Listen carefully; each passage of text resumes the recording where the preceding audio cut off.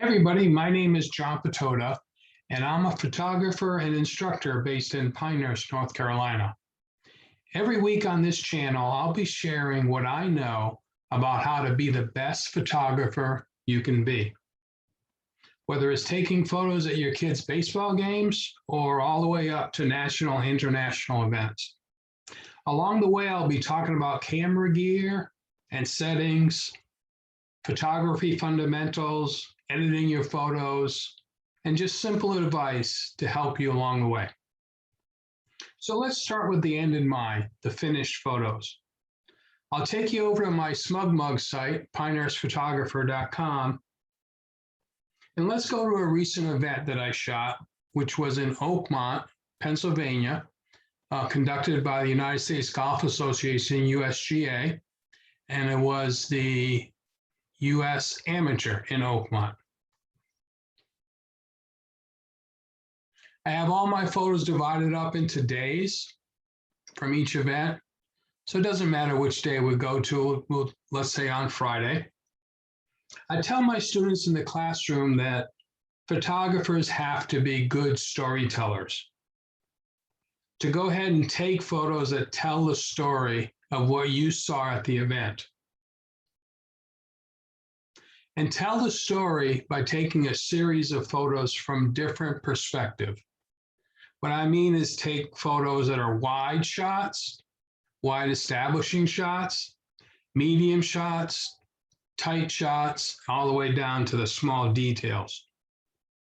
Keep your viewers interested by varying up the photos. So let's take a look at some of the photos. Golfers will recognize this scene. They've seen it from the air. It's the church pew bunkers, very famous at Oakmont. One of the things I was trying to do here, and you should also try to do, is look for clean backgrounds. What I mean by clean backgrounds, if there was been somebody behind this person, overlapping in any way, for me, it would have been a throwaway. So my first advice for shooting sports photography, any photography really, is to look for clean backgrounds. We'll just go through a few here. It's kind of interesting one showing composition. This flag is set aside all by itself, nice clean background as opposed to the three players walking behind it and then another flag all the way back. Another way to isolate your subject is also to use a shallow depth of field. And we'll be talking about that as the weeks go on. Here's an action shot. No matter what the sport is, to be a really good photographer at it, you really ought to know the rules of the sport. Every sport has rules. Every sport has etiquette, and golf is no exception. The real no-no, well, there are actually two of them in golf photography, is never get in the player's way. In other words, in a line, in their line of sight, and never take a photo while they're swinging the golf club. After the golf club's been hit, you're fine. Before, not so good.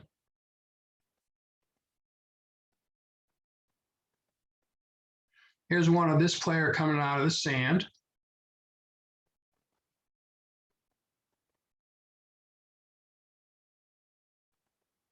Here's another one that illustrates nice clean background.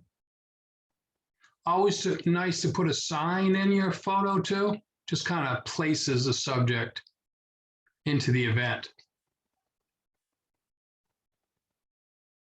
Sports photography is more than just about capturing the action.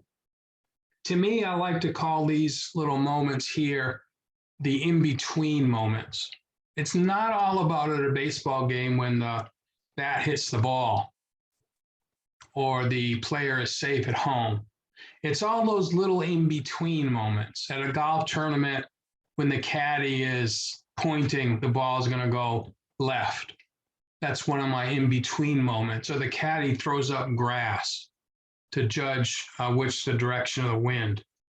Or maybe the caddy is throwing the ball back to the player. Those are those in-between moments that I like to capture. Here's an in-between moment. So is this one. Action shot. Pause at the top. Pause at the top with a sign and showing the camera crew and the caddy. So you're really telling the story here in just this one photo. It's also good in golf photography, any sports photography really, to get down low. So you're going to get a better angle. Number one, it separates the background from your player. And also in the case of golf here, in most sports that people wear a ball cap, a golf cap, is you're going to get down low to be able to see their eyes, see their expression on their faces. Handshake. I like to tell the story also of the golf course, of the people that work on the golf course, the staff, the maintenance people, the referees, the officials, the volunteers. So it's not all about just the action shots and the players for me. I'm trying to be a good visual storyteller. Here's one of the runner-up. He was teeing off the first tee, and I was able to get down low and really separate him from the distractions in the background.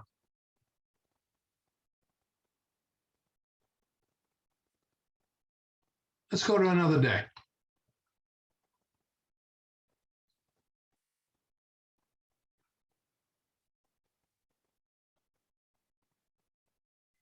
This is Wednesday, the first day I got there.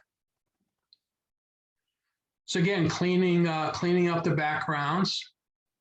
This shot wouldn't have been as interesting, I think, if this the caddy was being overlapped by the clock. Interesting composition, I think, with the player, the caddy, and the clock. Down low, top of the backswing. One of those in-between moments where the caddy, in this case, Ricky's father, yeah, they're having a conversation about what shot shape to play next.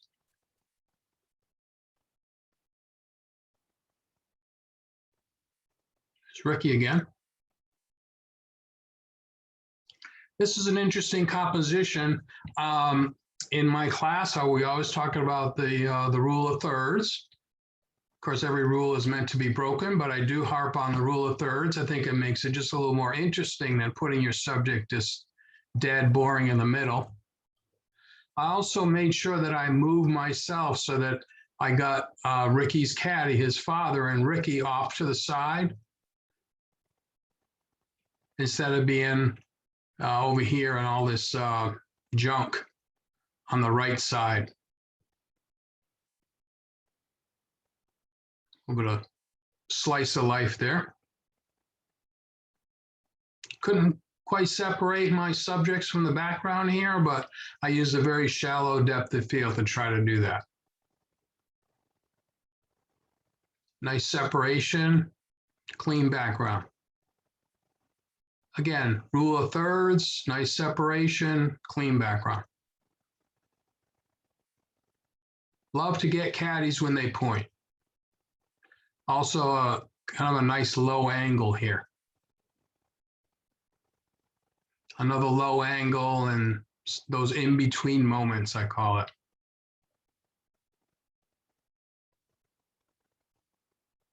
When you go to one of these events, have a shot list. I recommend writing it down, but you can have one, just a mental one. After a while, you kind of develop your own shot list, but you're going to want to make sure that you think through the event ahead of time and understand the kinds of shots that you're going to get. So if you had a baseball game, you may want to think, okay, I know the national anthem is going to be played.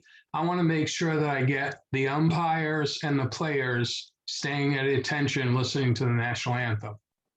And then what happens next? Well, the pitcher warms up. So I want to get some pictures of the player warming up, playing toss in the outfield. Play ball is another one of those things that, that's on your shot list. So in golf, you're going to want to get the tee shot for sure. That's on your shot list from a low angle.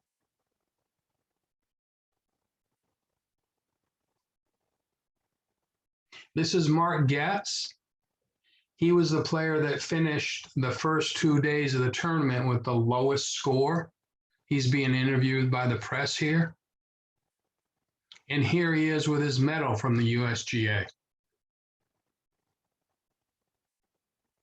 This is Fred Pepperell from the USGA Executive Committee presenting the award to Mark. You can tell I used a little bit of fill-in flash here, and we'll get into that in the weeks ahead. The story was the weather. The weather was the story that week. So tell the story. I always tell my students, bad weather, good pictures. So here's some spectators that were stranded during a rainstorm trying to take cover. That's a story. Take the picture. Tremendous rain and wind. That's the story. Take the picture.